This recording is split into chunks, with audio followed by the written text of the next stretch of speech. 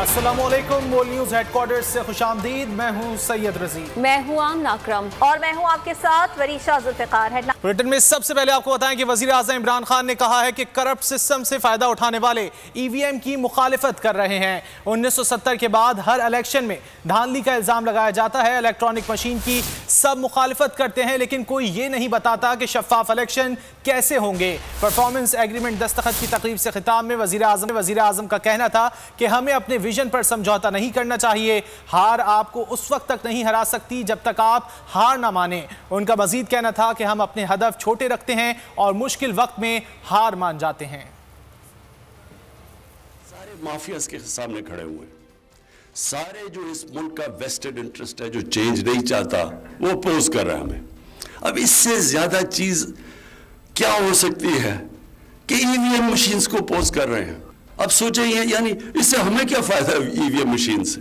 कोई आज तक हर इलेक्शन मुतनाज़ा होती है। सेनेट की इलेक्शन जिधर कोई 1500 वोट होती है वो भी मुतनाज़ा हो जाती है। किसी ने आज तक ये नहीं बताया जो गवर्नमेंट में आता है कि इसको अब हमने कैसे ठीक करना है। क्या हमने इसी तरह चलते रहना? क्यों बाकी दुनिया में जर्मनी वगैरह इलेक्शन क्यों वहां शोर नहीं मचता? यहाँ हर 1970 के बाद हर इलेक्शन में कोई जो अब हारता वो कहता धांधली हो गई।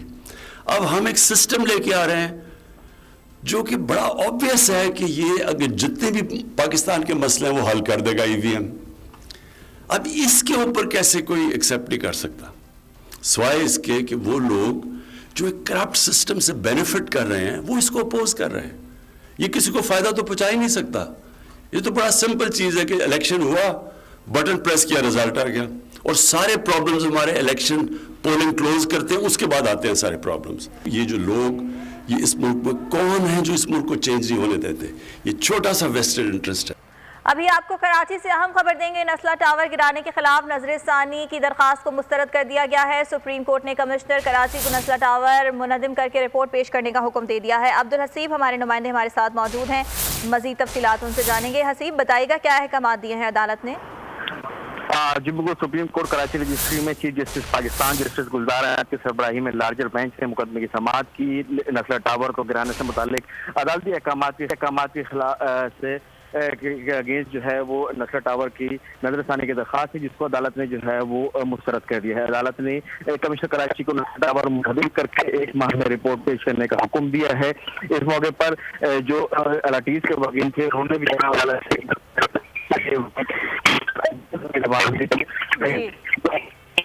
ठीक है। अब्दुल हसीब हमारे नुमाइंदे हमें आगाह कर रहे थे। नस्ला वाले से अदालत के अहकाम सामने आए हैं। नस्ला टावर गिराने के खिलाफ नजरसानी दरखास्त को मुस्तरद कर दिया गया है और सुप्रीम कोर्ट ने कमिश्नर कराची को नस्ला टावर गिराकर रिपोर्ट पेश करने का हुक्म दिया है। जबकि चीफ जस्टिस ने इस मौके पर इस्तफसार किया, आपने अपार्टमेंट लेने से पहले क्यों नहीं देखा?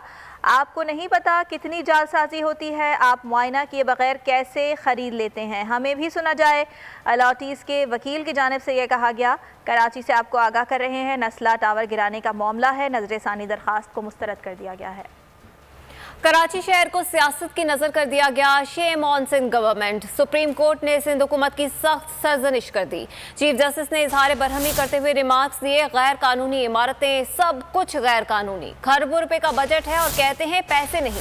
सड़कें फुटपाथ तबाह हैं, कोई सब्जा नहीं। सड़कें टूटें, बच्चे मरे, कुछ भी हो, ये कुछ नहीं करने वाले। अगर लोगों को सर्विस नहीं दे सकते तो क्या फायदा? कराची शहर को सियासत की नजर कर दिया गया। जिस बिल्डिंग को उठाओ उसका बुरा हाल है।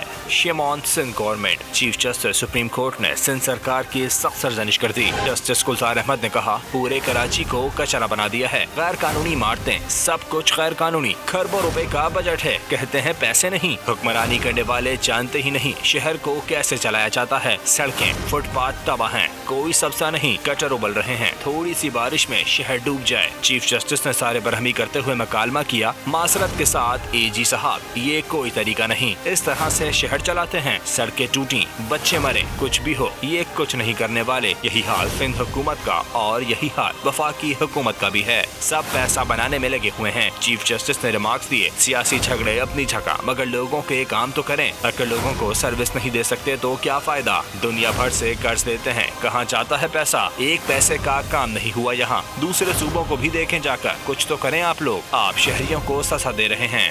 गुज्जर नाला, औरंगी नाला और महमूदाबाद मुतासिरीन की बहाली सिंध हुकूमत का काम है। वजीर आला ज़ाती तौर पर फैसले पर अमल दरामद यकीनी बनाए। सुप्रीम कोर्ट ने मुराद अली शाह को बराह रास्त हुक्म जारी कर दिया। बहाली के लिए 1 साल का वक्त दे दिया गया। हिदायत की वजीर आला सिंध मुतासिरीन की बहाली के लिए रकम का बंदोबस्त करें।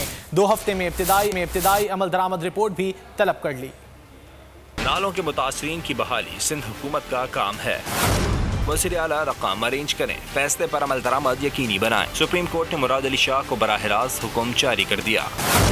बहाली के लिए 1 साल का वक्त दे दिया गया। अदालत ने गुज्जर नाला, औरंगी नाला और महमूदाबाद मुतासिरीन बहाली केस में फैसला तहरीर करवा दिया। दौरान समाअत बेंच और सरकारी वकील के दरमियान सख्त जुमलों का तबादला। अदालत ने सिंध हुकूमत के बहरिया फंड से 10 अरब के मुतालबे पर बरहमी का इज़हार किया। चीफ जस्टिस ने मकालमा किया, आप तो अपने पैसे वसूल कर चुके हैं, सारे काम हो रहे हैं, तनख्वाहें मराज जारी हैं, मगर गरीबों का घर बनाने के लिए रकम नहीं।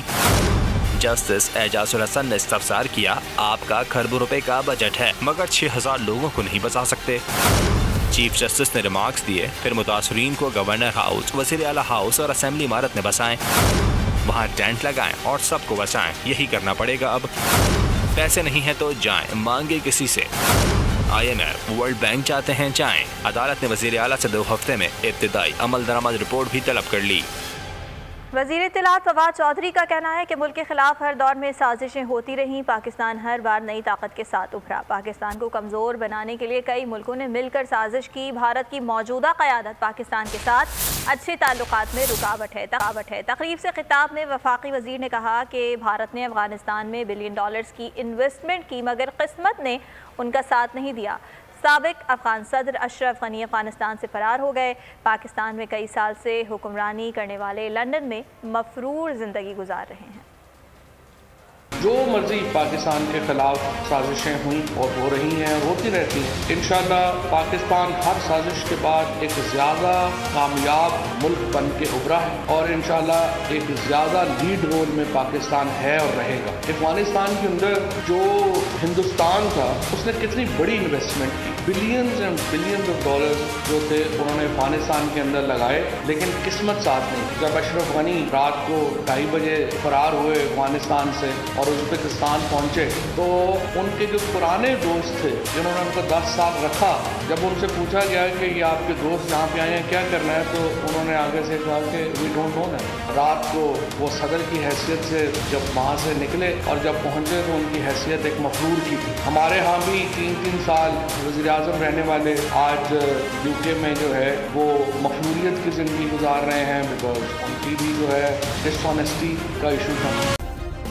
सब्सक्राइब करें और बेल दबाएं ताकि कोई खबर रह न जाए।